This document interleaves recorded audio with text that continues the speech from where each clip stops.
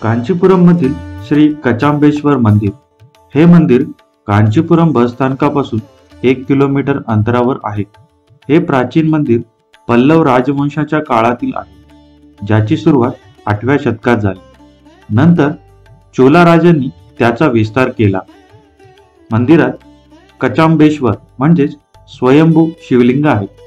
मंदिराच्या प्रवेशद्वारात भव्य गोपुरम आहे आणि आवारात 27 कोरीव खांब असलेला मंडप ही या मंदिराची विशेषता. हे 27 खांब 27 नक्षत्रांचे प्रतीक आहे. मंदिराच्या बाहेरील परिक्रमा पथावर गणेश, कार्तिकेय, सरस्वती आणि भैरव यांच्या मूर्ती आहेत.